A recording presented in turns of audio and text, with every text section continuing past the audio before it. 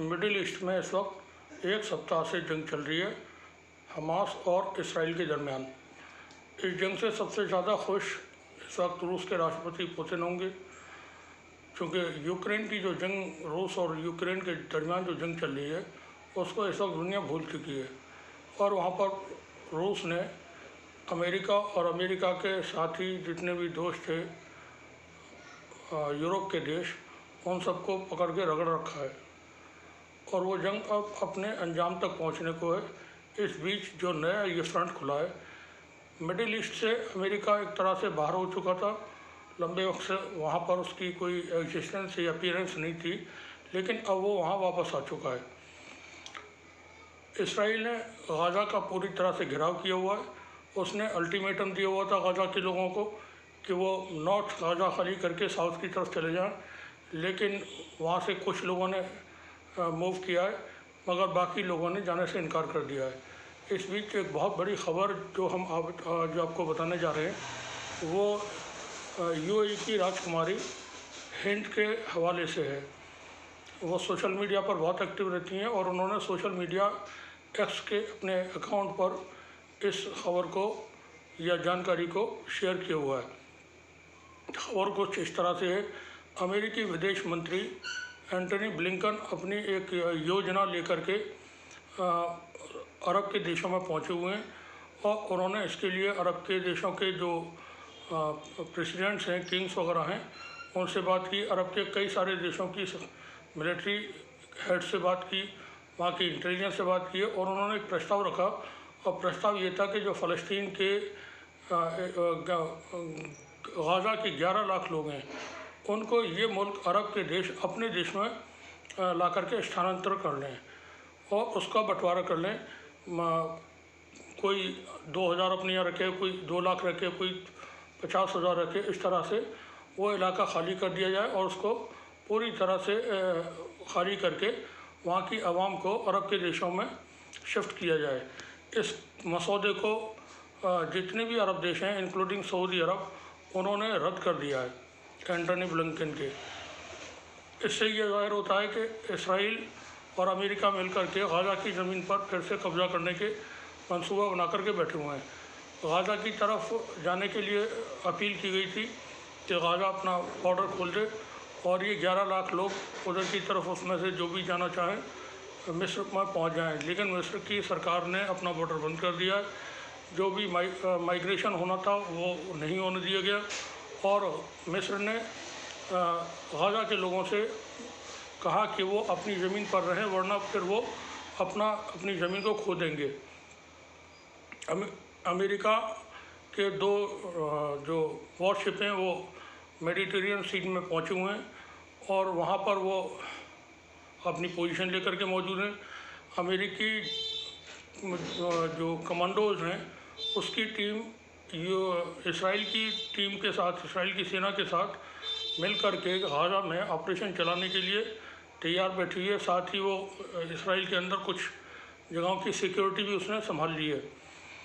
इस दौरान लेबनान की तरफ से इसराइल को बहुत बड़ी थ्रेट है।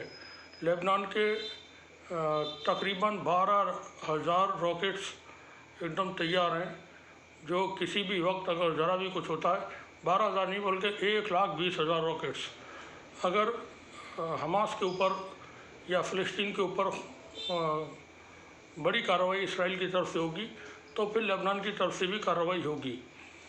अब लेबनान की तरफ से अगर कार्रवाई होती है तो उसमें अमेरिका लेबनान के ख़िलाफ़ कार्रवाई कर सकता है। इस सूरत में लेबनान के पास लंबी रेंज के मार करने वाले मिसाइल्स हैं, रॉकेट्स हैं और उसके पास ड्रोन आर्मी है। वो अमेरिकी जो बेड़े हैं उन पर हमला कर बोलेंगे, तो ये जंग खींचने की उम्मीदें हैं, जंग बड़ी हो सकती है। सऊदी अरब ने अर्जेंटली OIC का एक इजलास कॉल कर लिया है और ये वेडनेसडे बुध के दिन होगा। ये शॉर्ट नोटिस पर बुलाया गया है। सऊदी अरब इस वक्त तमाम अरब देशों से संपर्क बनाए हुए है और वो अमेरिका के भी जो मूव हैं उनको बहुत करीब से वॉच कर रहा है। इसराइल और अमेरिका अब एक बड़ी जंग के मूड में है यहाँ पर, और उनकी कोशिश है कि अरब के इलाके में बड़ी जंग शुरू हो और ये कई मोर्चों पर जंग शुरू हो। तो यहाँ ईरान को ये टारगेट करना चाहते हैं। ईरान कोई कमज़ोर मुल्क नहीं है, फिर भी अमेरिका के सामने इतना ताकतवर नहीं है कि बहुत कर सके, लेकिन बहुत सारी चीज़ें डिपेंड करेंगी रूस और चीन के रुख पर।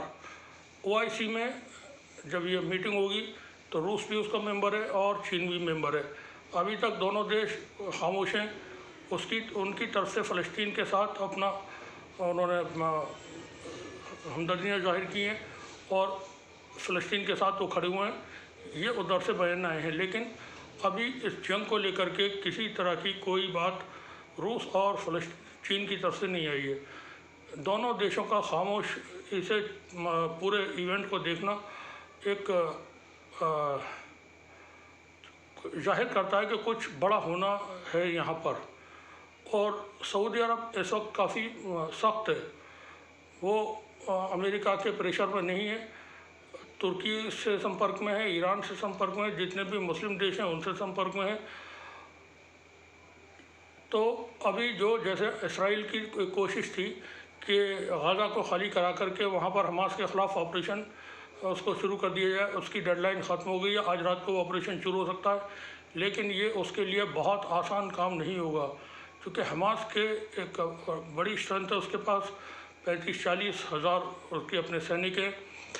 उनको उनके सारे मोर्चे ज़मीन के अंदर हैं, 20-25-30 फीट की गहराई, मीटर की गहराई पे नीचे जा कर के उनके बंकर्स और टनल्स हैं।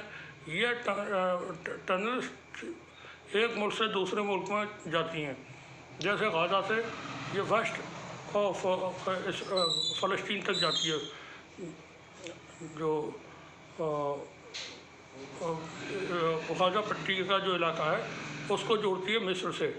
गाज़ा पट्टी से ही जाती हैं ये लेबनान तक। तो ये कई किलोमीटर तक फैली हुई ज़मीन के अंदर सुरंगें हैं। इसराइल ने गाज़ा के साथ साथ वेस्ट बैंक में भी कल से कार्रवाइयाँ शुरू की हुई हैं।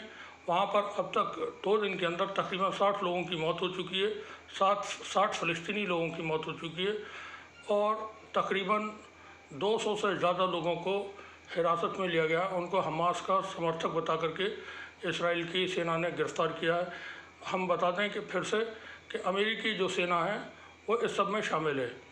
अच्छा, हम हिंद जो UAE की राजकुमारी हैं उनकी रिपोर्ट का अभी बात कर रहे थे, तो उन्होंने जो शेयर किया पोस्ट उसमें है, जो उसमें लिखा है कि अमेरिकी विदेश मंत्री ब्लिंकन अपनी योजना लेकर के अरब के देशों में पहुँचे। उन्होंने अरब के देशों से बात की और वहाँ की सेना के अध्यक्षों से बात की, वहाँ की खुफिया विभाग के प्रमुखों से बात की, साथ ही जो सरकारों के लीडर्स हैं, क्राउन प्रिंस वगैरह और जो हेड ऑफ़ द स्टेट्स हैं उनसे बात की।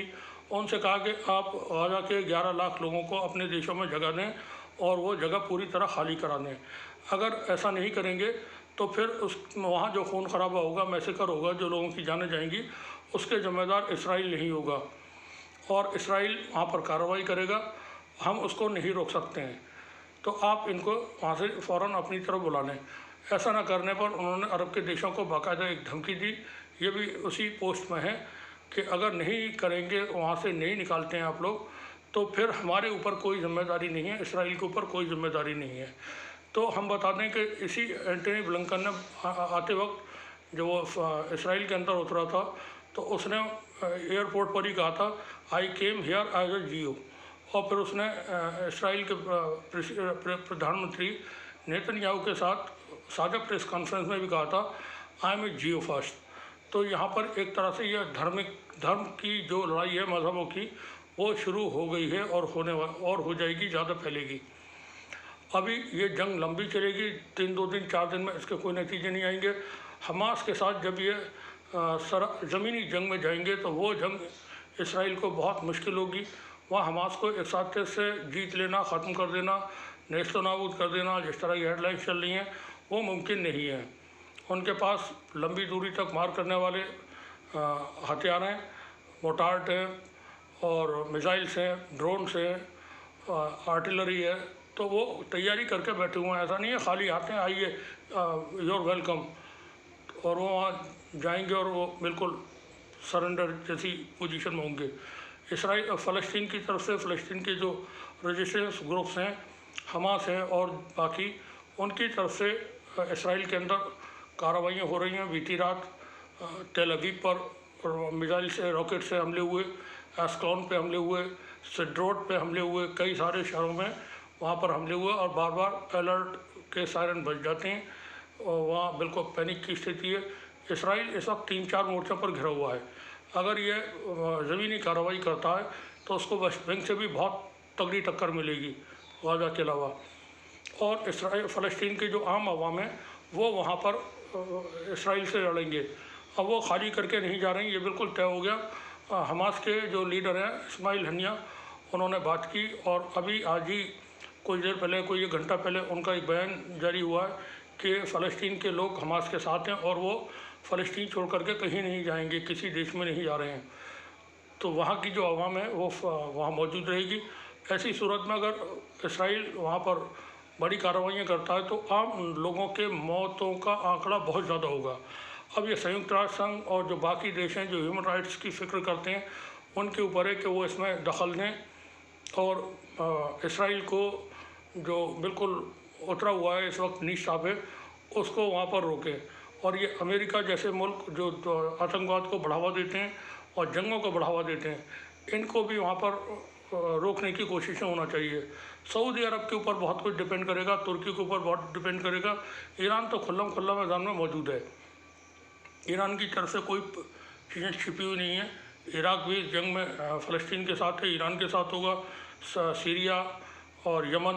अगर एक बात और थोड़ा सा बता दें, अगर कार्रवाई हमास के ख़िलाफ़ या फ़लस्तीन के ख़िलाफ़ इसराइल करता है तो यमन की तरफ से बड़ी कार्रवाइयाँ होंगी।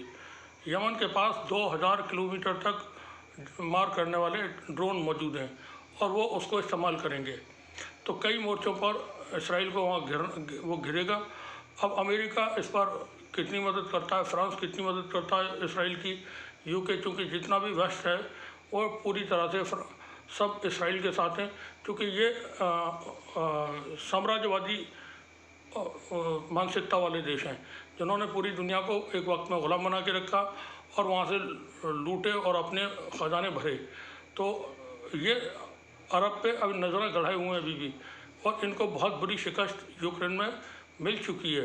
रूस से, चीन से ये नहीं जीत सकते हैं, इनको मिडिल ईस्ट ही में जा कर के जंगों को बढ़ावा देना है, क्योंकि मिडिल ईस्ट के पास बहुत सारी दौलत है।